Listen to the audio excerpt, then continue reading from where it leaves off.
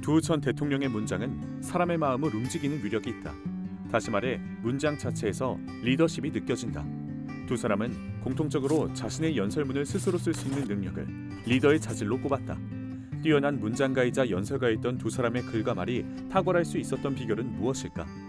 1990년 1월 3당 합당의 부당함을 지적하며 노무현, 당시 통일민주당 의원이 외친 말이다.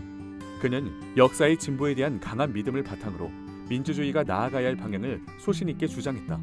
한편 김대중 전 대통령은 인생 그 자체가 콘텐츠이자 하나의 브랜드였다.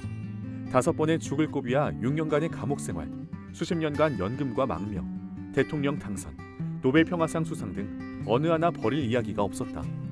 이러한 두 전 대통령의 행적은 두 사람이 전하고자 하는 메시지를 강력하게 뒷받침했다. 노 전 대통령은 정치권의 개혁을 강력하게 주장했고 김 전 대통령은 경제 안정화에 주력하는 메시지를 전하고자 했다.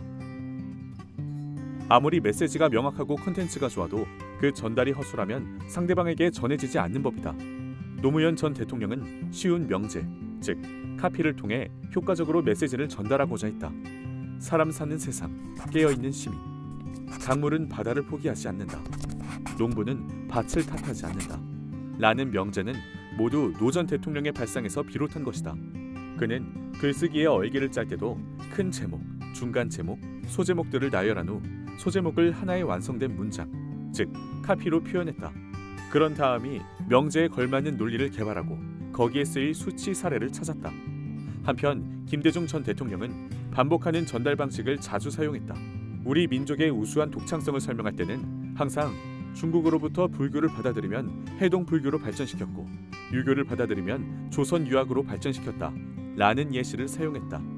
예시를 많이 들으면 청중이 내용을 잊어버리기 쉽다고 생각하여 기억하기 쉬운 예시를 여러 번 되풀이한 것이다. 같은 말이라도 어떤 사람이 그 말을 하느냐에 따라 그 말의 설득력이 달라진다.